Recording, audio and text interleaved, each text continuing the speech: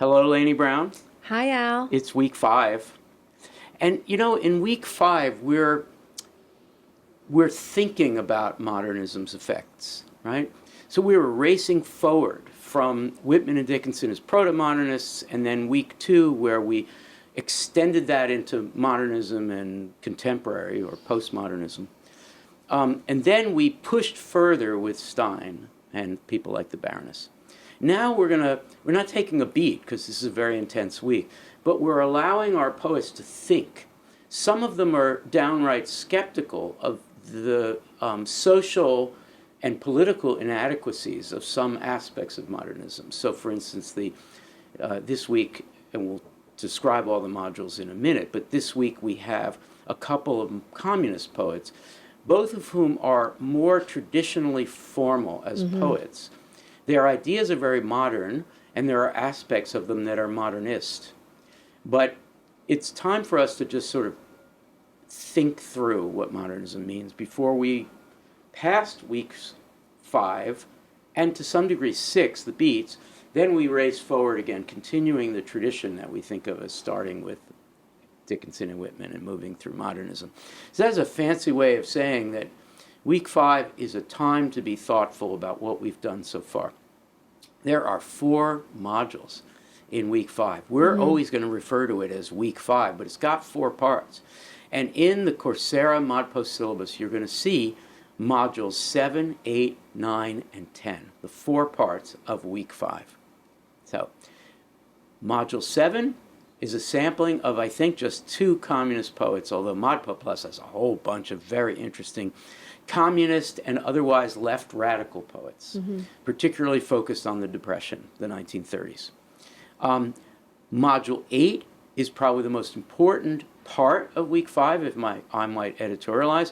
This is a more generous sampling, still limited, of the so-called Harlem Renaissance poets. And, we have Gwendolyn Brooks, who's not technically a Harlem Renaissance poet, in with that group, because she was so deeply influenced by the work of the 1920s and the 30s. She's more of a poet of the 50s, 60s, 70s, and beyond. So we'll call it the Harlem Renaissance poet, or Harlem Renaissance and its influences. That's Module 8. Module 9 is the tiniest little look at a socially conservative and to some degree politically conservative, and one might almost say anti-modernist poet, Robert Frost. It's just one remarkable meta-poem by Frost called Mending Wall. And then ModPo Plus has a huge array of responses to the challenge of Mending Wall. I find that really interesting. And then Module 10 is also very brief, and it's a look forward into the 1950s at the so-called neo-formalist, not politically or socially, but poetically conservative poets who felt that the return to form was important. So there you go. We've got modules 7, 8, 9, and 10. Let's start with let's talk, you and I, about module 8, Okay. the Harlem Renaissance poets. What's in there? Give us an example, and just. You don't want to start with 7? You want to start with 8? Well, yeah, we can go back to 7 if you want the communist poets. I'm just thinking about how this module, more than any, has so much compressed. There is no other module. Sorry, there is no other week with 4 modules. Right. And there's a lot about politics and resistance in this module, and we're going to see more of it as we go on. And it's interesting that Stein comes before, because some people will argue that she's not a political poet, and other people will argue that she is a political poet. Right. But in this week, there's undeniably, we're looking at a lot of different responses to historical moments, resistance, so on. And in a sentence or in a very short statement, a way of describing the poetic politics here is to say, when we are in a time of exigency and desperation and economic deprivation, is it okay ethically or even poetically to experiment with language and make things difficult when what is so urgent is to describe the destitution and desperation of the Depression? So this would be something that a poet like Edwin Rolfe, who's not in the sampling of the main syllabus, would say. There's a war going on in Spain. There are people being evicted from their houses. Poetry should describe. In a way that Gertrude and others previously had said, poetry shouldn't just describe. So there's kind of an argument. Once again, in ModPo, though, Laynie, that argument falls apart. Because it's right to suggest as a way of learning, as a way of education, that the communist poets rejected the extremities of someone like the Baroness. But then at the end of the day, they're actually speaking very much the same language. To give you an example from ModPo Plus, Kenneth Fearing. Kenneth Fearing was a huge influence on Allen Ginsberg and even John Ashbery. Even though you would read it and say, oh, that's a communist social poetry. So we're trying to complicate all of these things. So should we turn to the Harlem Renaissance? Why is it so important for us to engage in Module 8, Week 5?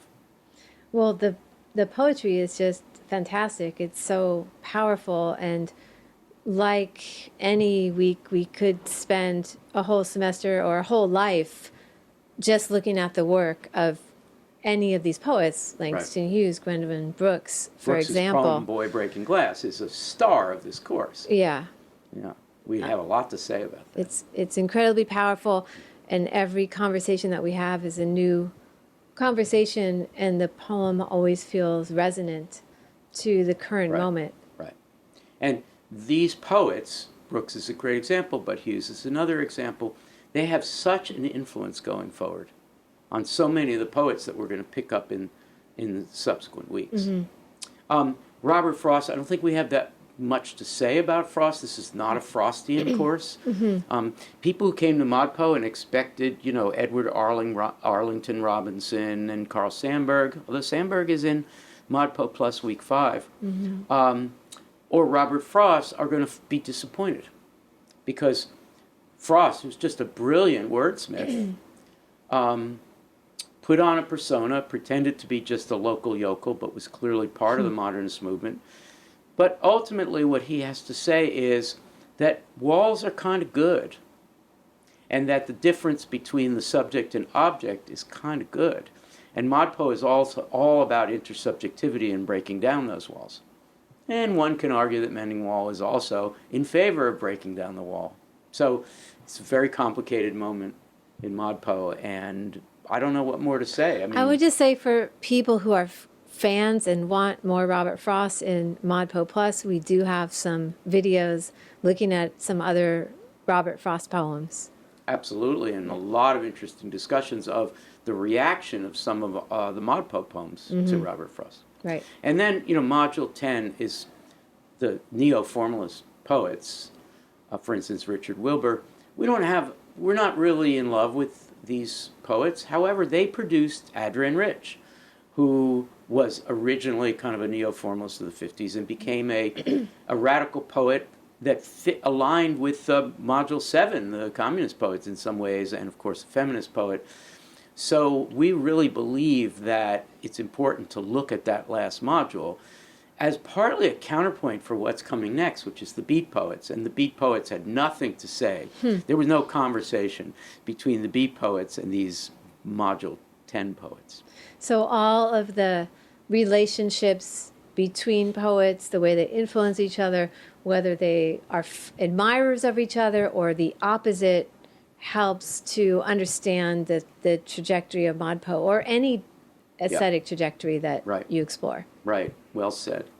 And I think, in sum, you could look at Week 5 as a chance to find 4 different ways to cast some question upon, some doubt upon the programmatic modernism that we were celebrating previously, which is a responsible thing to do, I think, for us. And that leads me to talk about the canon challenge. So each week, in the middle of the main syllabus, you will see a canon challenge.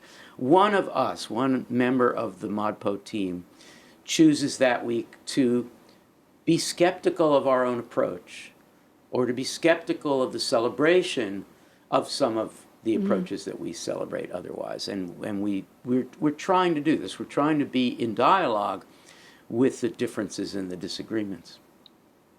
So week 5, it's a big one. A lot of people think this is going to take forever. Actually, I don't think, except for week 1, which has only a few poems, I don't think there are more numerically poems in week 5 than there are in other weeks. It's just that there are 4 sections. Great. Thank you, Laynie. Thank you.